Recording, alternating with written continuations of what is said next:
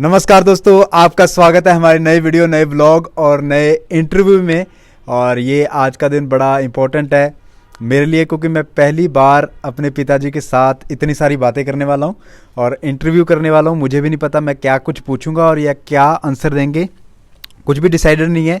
इन्होंने वर्दी इसलिए पहनी हुई है क्योंकि अभी अभी ड्यूटी से आए हैं। सुबह हम इंटरव्यू करने लगे थे, इनके पास टाइम नहीं था, ये चले गए। तो मैंने कहा कि मैं इंटरव्यू करना चाहता हूँ, वर्दी में करना चाहता हूँ, नहीं तो ये सो जाएंगे अभी नीचे जाके, तो फिर टाइम नहीं बचेगा। तो चलो, थोड़ा नर्वस भी हो रहा हूँ, तो इंटरव्यू शुरू करते हैं। आपका पूरा नाम क्या है पिताजी? मेरा नाम है श्री परमानंद भट्ट। आपके पिताजी का क्या नाम था?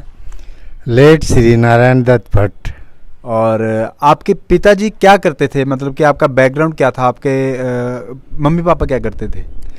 मेरे पिताजी एक छोटे से किसान थे गांव के, और गांव में थोड़ी बहुत खेती पाती करते थे और डंगर पालते थे। डंगर जानवर हो गए हैं। और आपकी माताश्री? माताश्री भी घरेलू एक पारिवारिक लेडीज थी, और वो घर का ही काम धंधा करती थी, जानवरों को संभालना और घर की रोटी पानी का बनाना। और आपका बचपन किस तरह का रहा है? हमारा बचपन बहुत एक हिसाब से कहिए कि भी पहाड़ी एरिया में हम रहते थे। वहाँ जो है गरीबी काफ़ी थी और दूर दूर तक स्कूल नहीं थे। स्कूल दूर, बहुत दूर पैदल चल के 6-7 किलोमीटर जाकर जाना, 6-7 किलोमीटर आना। ऐसे हालात में मैंने मैट्रिक की परीक्षा दी।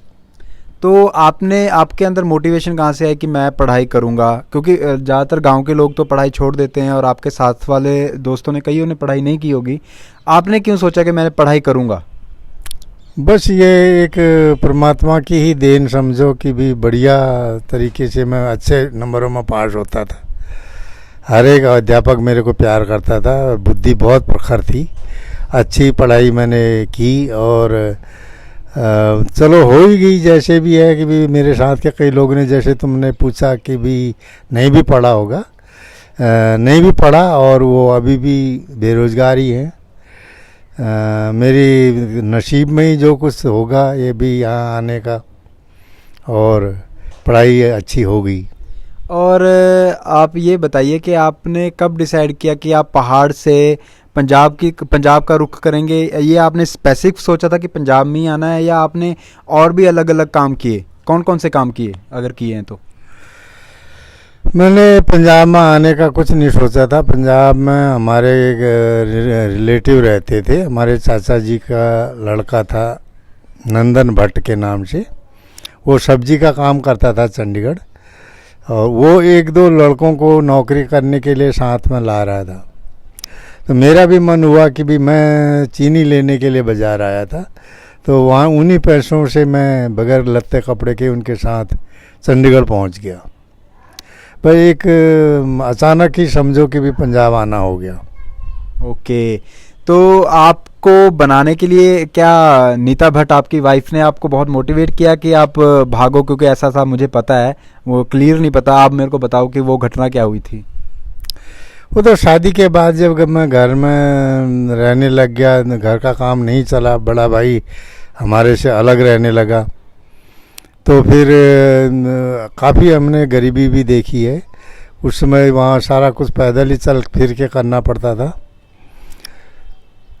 जानवर वगैरह भी काफ़ी पाल रखे थे। तो तुम्हारी मम्मी ने बहुत जोर पाया कि भाई तुम नौकरी करो, कहीं बाहर काम करो। तो मैं फिर दोबारा अपन चंडीगढ़ आ गया। चंडीगढ़ आके फिर चलो जैसे भी था ये नौकरी का हो गया जुगाड़। तो आप मतलब कि एक तरह का हमारे लिए तो आप बहुत बड़ी अचीवमेंट है। जैसे अगर हम कहें कि पंजाब से, इंडिया से कोई आदमी अमेरिका जाके सेटल हो जाए, कनाडा जाके सेटल हो जाए, हम लोगों के लिए पंजाब ही अमेरिका है और यही हमारा कनाडा है। तो अब आप अपनी पुरानी लाइफ को, अपने गांव के बारे में बताइए। आपका गांव का नाम क्या है? लोग पूछना चाहेंगे, आपके गांव का नाम क्या है? हमारे गांव का नाम है, एक छोटा सा पहाड़ी गांव है घुन्योली, और पोस्ट ऑफिस है मंगलता, डिस्ट्रिक्ट अल्मोड़ा के अंदर पड़ता है गांव। काफ़ी पिछड़ा इलाका था पहले, अब तो गांव के नज़दीक ही रोड चली गई है। अभी 1 साल ही हुआ है शायद रोड बनी को, अभी उससे पहले तो रोड नहीं थी वहाँ। हाँ, 1.5-2 किलोमीटर दूर थी रोड, अब तो नज़दीक में ही चली गई है। हमारे खेतों को काट के ही रोड निकल रही है, ऐसा पता लगा है। मैं तो गया नहीं हूँ उसके बाद, रोड निकलने के बाद। तो जैसे कि अगर आप पंजाब में आ गए हो, एक पहाड़ी लड़का जिसको पंजाबी बिल्कुल भी नहीं आती है और वो पंजाब पुलिस में भर्ती हो जाता है, तो क्या क्या मुश्किलात आपको आई यहाँ पे पंजाब पुलिस में भर्ती होने के बाद? पंजाब पुलिस में भर्ती होने के बाद मैंने बहुत ठोकरें खाई, कई अफसरों के साथ काम किया, और उसके बाद जब मेरे को 10 साल भर्ती हुए हो गए थे, उसके बाद मैंने पंजाबी के पेपर पास किए। ओके, तो अगर आप अपने अब फ्यूचर को देख के क्या सोचते हो कि अब आगे का क्या सोचते हो कि अब आगे क्या होना चाहिए? आगे अब क्या होना चाहिए, 5 साल की नौकरी रहती है, अगर ठीक ढंग से होगी तो ठीक है, नहीं तो लिख के बीच में ही रिटायरमेंट भी ले सकता हूँ। ओके, तो मैं ना अब आपसे एक रैपिड फायर, अगर आपको कुछ लगता है कि कुछ और बताना है जो मैंने आपसे नहीं पूछा आपकी ज़िंदगी के बारे में। अच्छा, आप अपनी ज़िंदगी का निचोड़ क्या बताते हो? क्या आप क्या ज़िंदगी में अगर किसी को मैसेज देना हो, आपने अभी तक की उम्र से क्या सीखा अपनी? मैं तो ये कहता हूँ कि भी किसी भी आदमी को मेहनत और हिम्मत नहीं छोड़नी चाहिए। मेहनत करते रहना चाहिए और हिम्मत से काम करना चाहिए, जिससे की वजह से वो अपनी किसी भी मंजिल को प्राप्त कर सकता है। हमारे लिए पंजाबी एक विदेशी भाषा थी। विदेशी भाषा होने के बावजूद भी मैं पंजाब में एक तरह से सेटल ही हो गया। बच्चे यहाँ पढ़ा लिखा लिए और अपना छोटा सा जैसा भी है अपना घर बना लिया। यहाँ पर अच्छे खासे खा पी रहे हैं। कोई मैं ये नहीं समझता कि भी मैंने कोई गलत काम किया हो या पैसे का दुरुपयोग किया हो। फिर भी जो है मैं यही शिक्षा मिलती है कि भी मेहनत करने से आदमी अपने कार्य क्षेत्र में प्रोग्रेस कर सकता है। बिल्कुल, और इनकी ईमानदारी तो आप यहीं से गैस कर सकते हो, ये पंजाब पुलिस में है।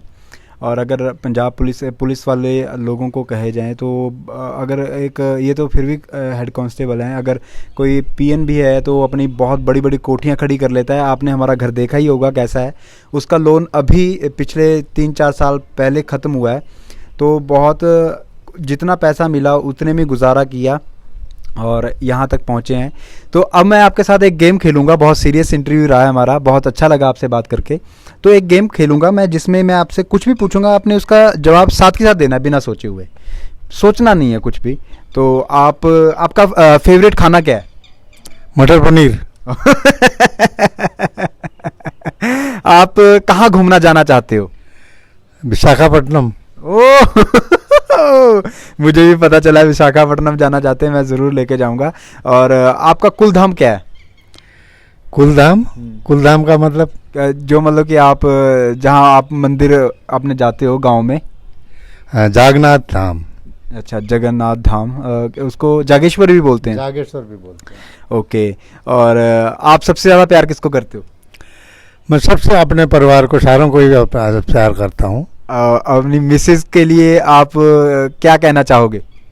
मिसेज ने मेरा पूरा ज़िंदगी में बहुत अच्छा साथ दिया, उसका मैं ऋणी रहूँगा। ओके, और आपका फेवरेट गाना कौन सा है? मैं मोहम्मद रफ़ी के गाने फेवरेट मानता हूँ। कोई एक सुना दो। सुनाने की मेरी अभी तबीयत नहीं है। सुना आप सकते हो। अच्छा, आपका फेवरेट एक्टर हीरो कौन रहा जब आप फिल्म देखते थे? फेवरेट हीरो मेरा रहा Amitabh Bachchan. Okay, favourite heroine कौन रही? काजल मेरी फेवरेट हीरोइन रही। काजल? मैंने तो वो सुना था वो सनी देओल के साथ थी जो सैफ अली खान की घरवाली थी पहली, वो नहीं थी आपकी फेवरेट? नहीं, आपको पसंद थी? मेरे को बचपन में सुना था मैंने। देखने को तो हीरोइनें सारी पसंद ही होती है। रेखा भी पसंद थी आपको? नहीं, रेखा भी अच्छी लगती थी। अब मैं आपको एक ऐसी सिचुएशन दूंगा कि आप उस जगह होगे तो आप क्या करोगे? सोचिए कि एक साइड बहुत सारे लोग बस में डूब रहे हैं पानी में और एक साइड आपकी घरवाली गिरने वाली है। आप दोनों को बचा सकते हो एक ही चीज़ से। तो आप सबसे पहले किसको बचाओगे? सबसे पहले मैं जो लोग डूब रहे हैं उनको बचाऊंगा। घरवाली को क्यों नहीं बचाओगे भाई? क्योंकि घरवाली एक है और वो कई होंगे। हाय हाय हाय, वेरी नाइस, अच्छा सवाल है। अगर जब सच में ऐसा कुछ हुआ तो तब देखेंगे क्या करते हो आप। तो आपसे एक रिक्वेस्ट है कि जाते जाते आप एक पहाड़ी गाना या झोड़ा ज़रूर सुनाए हमें। अब पहाड़ी गाना झोड़ा अभी ऐसे हालात में नहीं सुना सकता ना। क्यों नहीं सुना सकते आप? नहीं नहीं नहीं, अभी अभी सुनना चाहते हैं दर्शक। अभी लास्ट आपका इंटरव्यू चल रहा है तो एक झोड़ गा दो। आप बहुत सारे गाते हो, मैंने सुना है आपको। चलो गा देता हूँ एक छोटा सा। रोकी लक्ष्मा हरिया का कोड़ो काटल छिमा चकुआ दनल नल रोकिल छिमा म्यारा मुखा किल साँचल छिमा मरिया मनल। Thank you. वेरी नाइस जी, बहुत अच्छा लगा। और एक आखिरी पैगाम उन लोगों के लिए जो हमारी वीडियोस रोज़ देखते हैं और हमें रोज़ कमेंट्स करते हैं, आपकी तारीफ़ करते हैं, माँ की तारीफ़ करते हैं, उनको क्या कहना चाहोगे? मैं उनको कहना चाहूँगा कि हमारी वीडियो देखते रहें, जहाँ तक भी हो हम उनका मन रिझाते रहेंगे। और अच्छी बात है, बहुत खुशी की बात है कि भी हमारी वीडियो आप लोगों को पसंद आती हैं। और thank you very much. Like share subscribe, bell icon को दबा देना। लाइक शेयर जरूर करना और बेल आइकन को जरूर दबा देना। थैंक यू सो मच जी। आपको ये वीडियो कैसी लगी हमें ज़रूर बताना। अगर आपको अच्छी लगी तो लाइक शेयर सब्सक्राइब और बेल आइकन को ज़रूर दबा देना। और इसी तरह मैं आपके साथ और अच्छी अच्छी वीडियो लाता रहूँगा। होप सो आपको मेरे पापा जी का नेचर अच्छा लगा होगा। आपको लगा ही नहीं होगा कि पंजाब पुलिस का एक हमारे सामने हेड कांस्टेबल बैठा है और इतना नेचुरल, इतना स्वाभाविक, ये गुण पहाड़ से आए हैं, पहाड़ी आदमी है, दिल का दलेर है।